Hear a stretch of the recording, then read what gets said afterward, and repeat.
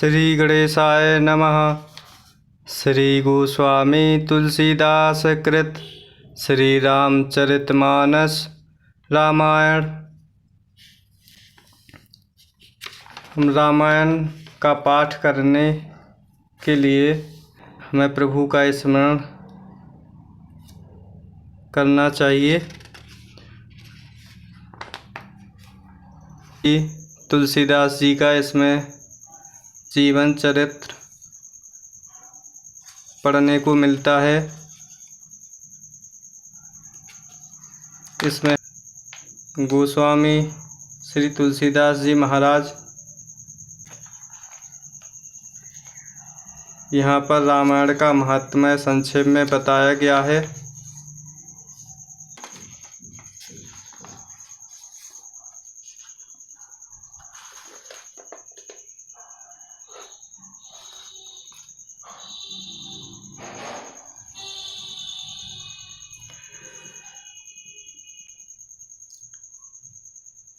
श्री गणेशाय नमः। श्री जानकी वल्लभो वजयते श्री रामचरितमानस प्रथम सोपान बालकांड। श्लोक ध्यान से पढ़ना है कि इस श्लोक हमें समझ में आए कि इस श्लोक में क्या कहा जा रहा है। वर्णानामर्थ संघानाम रसानाम छंदसामपि मंगलानाम च कर्तारौ वंदे वाणी विनायकौ। हमें यहाँ पर दोबारा से हम इस श्लोक का उच्चारण करेंगे। यहाँ से हमने 2 अक्षर लिया है, यहाँ से 2 अक्षर लिया है और इसको हमने साथ कर लिया है। क्योंकि यहाँ पर नामार्थ आ रहा है तो हम यहाँ पर 2-2 अक्षरों के साथ अगर जो भी हमें दिखता है समझ में आता है तो उसको हम एक साथ लेने की कोशिश करेंगे। तो यहाँ पर हम उच्चारण के साथ विशेष ध्यान रखेंगे। वर्णानाम अर्थ संघानाम रसानाम छंदसाम अपि मंगलानाम च कर्तारौ वंदे वाणी विनायकौ। इस तरह से हमें इसको पढ़ना है। दोबारा से पढ़ेंगे। वर्णानामर्थ संघानाम रसानाम छंदसामपि मंगलानाम च कर्तारौ वंदे वाणी विनायकौ। इस तरह से हम इस श्लोक को पढ़ लेंगे।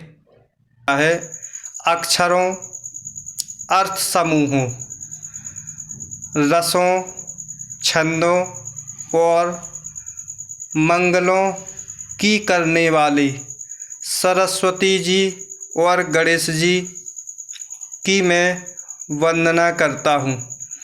तो यहाँ पर सबसे पहले प्रथम ही श्लोक में माता सरस्वती की वंदना की गई है और साथ में गणेश जी की वंदना की गई है। क्योंकि कोई भी कार्य करने से पहले हमें गणेश वंदना करनी होती है। और यहाँ पर हम श्री रामचरितमानस का पाठ करने वाले हैं। तो यहाँ पर श्री गोस्वामी तुलसीदास जी ने सरस्वती माता की भी वंदना की है।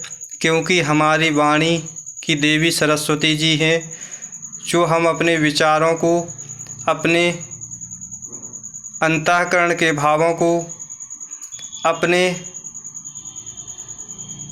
अंतःकरण के विचारों को प्रकट करते हैं। तो वाणी के द्वारा हमें सरस्वती जी की कृपा सरस्वती जी की कृपा पाने के लिए हमें उनकी वंदना करनी चाहिए कि हमारे अंतःकरण से कोई ऐसे भाव प्रकट ना हो जिससे किसी भी व्यक्ति को किसी के हृदय पर घात हो।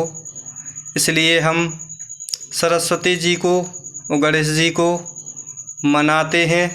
तो यहाँ पर हमें स्पष्ट लिखा हुआ है वाणी विनायकौ। यहाँ पर यही शब्द में सभी कुछ है। वाणी अर्थात माता सरस्वती, विनायक जो हमारे कष्टों को हरण करने वाले हैं उनको श्री गणेशी कहा गया है, जो हमारे कष्टों को हरण करने वाले हैं। आगे दो दो अक्षर लेंगे, यहाँ पर दो तो इस तरह पढ़ेंगे, तो यहाँ पर हम 3 लेने की कोशिश करेंगे। तो स्पष्ट होता है हमें कि हमें 2 लेना है कि 3 लेना है। इस तरह से हम वाचन करेंगे। भवानी शंकरौ वंदे श्रद्धा विश्वास रूपिणौ।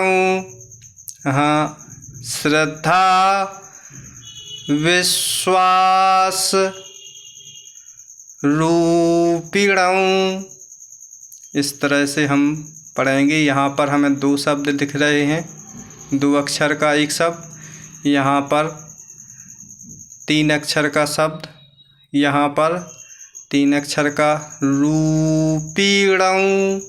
तो इस तरह से हमें वाचन करना है। भवानी शंकरौ वंदे श्रद्धा विश्वास रूपिणौ।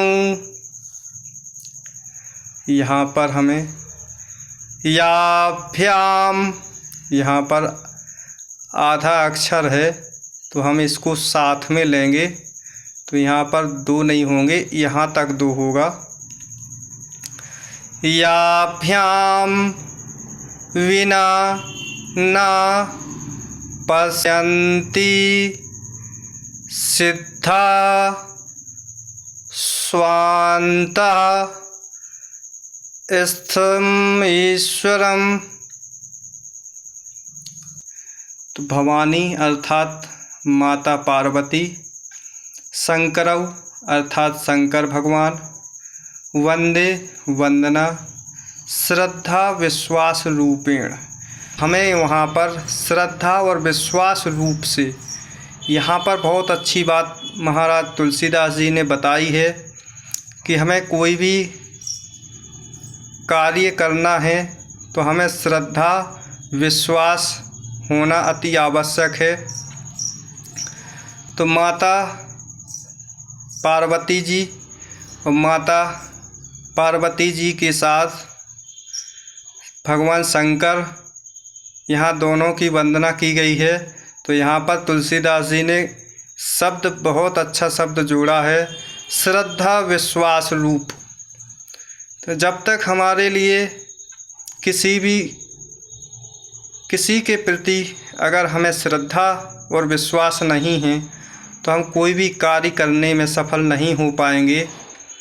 तो यहाँ पर श्रद्धा और विश्वास के स्वरूप हमने यहाँ पर श्रद्धा और विश्वास श्री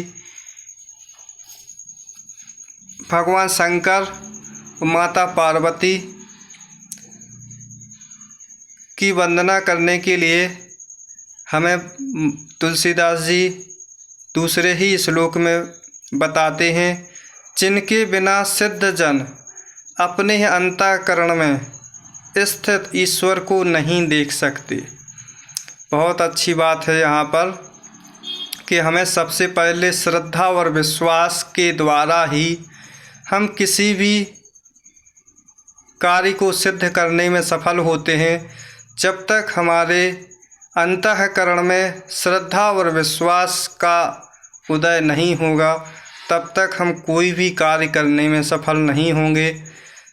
यहाँ पर स्पष्ट कहा है कि जिनके बिना सिद्ध जन, शंकर जी पार्वती जी का यहाँ पर वर्णन है, माता पार्वती और भगवान शंकर की वंदना की गई है। लेकिन यहाँ पर हमें स्पष्ट भाव दिखाई दे रहा है, श्रद्धा और विश्वास, चाहे किसी भी देवी देवता की पूजा पाठ भक्ति, तो यहाँ पर हमें श्रद्धा और विश्वास रखना अति आवश्यक है।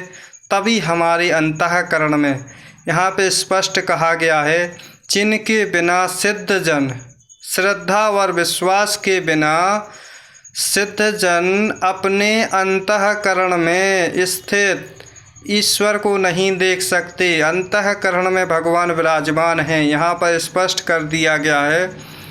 महाराज जी तुलसीदास जी ने दूसरे ही श्लोक में कहा गया है कि जिनके बिना सिद्ध जन अपने अंतःकरण में, किनके बिना, भगवान शंकर की तो यहाँ वंदना की जा रही है, लेकिन यहाँ पर किनके द्वारा, श्रद्धा और विश्वास के द्वारा। यहाँ पर हमें श्रद्धा और विश्वास का स्वरूप बताया है। यहाँ पर स्पष्ट है कि श्रद्धा और विश्वास के द्वारा, जिनके बिना, श्रद्धा और विश्वास के बिना सिद्ध जन अपने ही अंतःकरण में स्थित, अपने अंतःकरण में विराजमान भगवान को नहीं देख सकते। बहुत ही स्पष्ट बात कही है। यही छोटे छोटे शब्दों के द्वारा ही हमें उस मूल ज्ञान को पहुंचना है, हमें मूल ज्ञान को प्राप्त करना है, उनके भावों को समझना है कि हमारे लिए बड़े बड़े ऋषि मुनि इस तरह से भावों को प्रकट करते हैं, लेकिन अपने अंतःकरण में जब तक हमें श्रद्धा और विश्वास नहीं होगा तो हमें भगवान के दर्शन नहीं हो सकते। श्रद्धा और विश्वास के द्वारा ही हम भगवान को यहाँ पर देख सकते हैं। बहुत अच्छी बात कही है। श्रद्धा और विश्वास के द्वारा ही हम अपने भगवान को अंतःकरण में देख सकते हैं। इतना ही अर्थ भावार्थ है इसमें, बहुत ही अच्छी बात है। चलिए अगले हम तीसरे श्लोक में देखते हैं कि क्या कहा गया है।